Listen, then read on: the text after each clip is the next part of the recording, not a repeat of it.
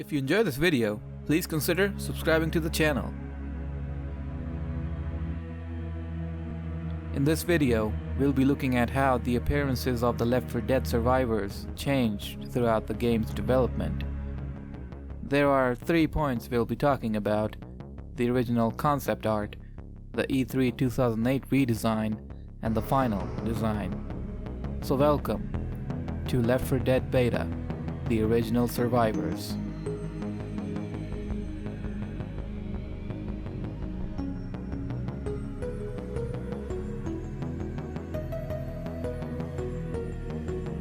Left 4 Dead started its development around mid-2005. In the Christmas 2006 publication of PC Gamer UK, it was unveiled publicly to the world. In that 6-page article, readers could learn more about what the game was and how its development started and what will be the end result. In the article, we can see early versions of the survivors. I think Bill was the only survivor who didn't receive a whole lot of changes, even till the release of the game. But one thing was certain: the survivors were rugged, rough-looking compared to the more simplistic designs of the retail game. These people looked like they saw countless horrors. I personally feel that the retail version's tone was shifted a little towards the more uplifting side compared to the dark and gritty one shown in the screenshots.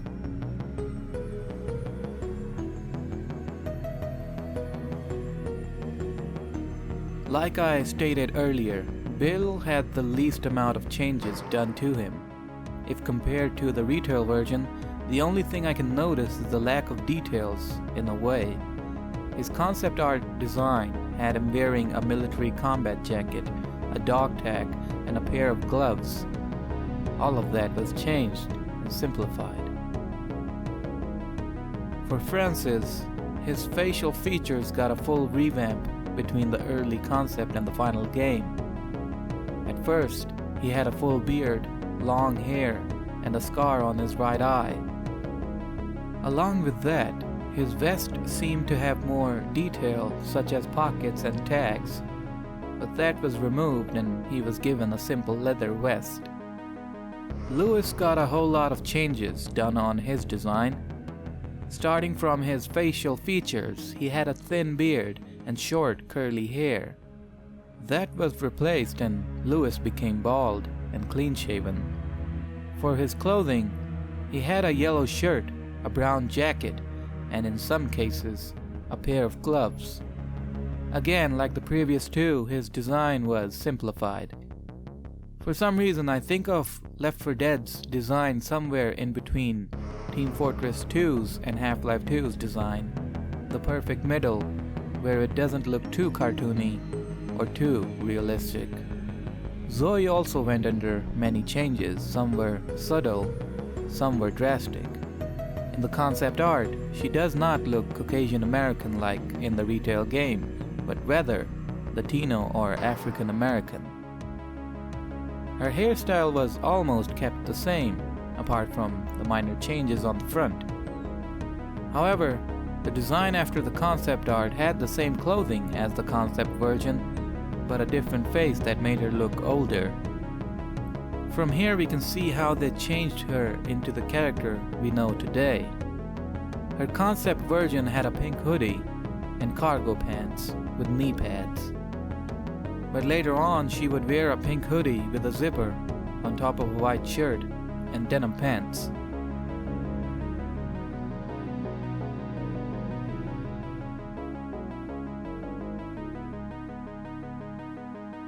When E3 2008 rolled around, Valve had acquired Turtle Rock Studios and showcased the game at that year's event.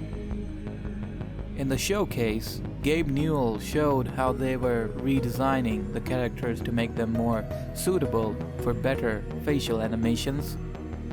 From the art, we can see Bill became more closely resembling to the final version, as did Francis. Lewis was basically the same as he is in retail, but Zoe was a little different. In the art that Gabe showed, She had a red bandana and a different hairstyle.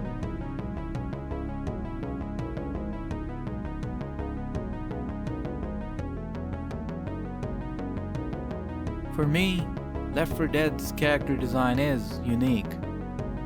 Like I stated earlier, the design in that game for the character is somewhere between TF2s and HL2s. Not realistic, but not cartoonish either. The textures for the original survivors were more detailed. I think they simplified them as part of a revamp. L4D and L4D2 are both classic and iconic games. We can only hope that Back 4 Blood can satisfy our needs of having a third Left 4 Dead game. Cause Valve ain't making any third game anytime soon.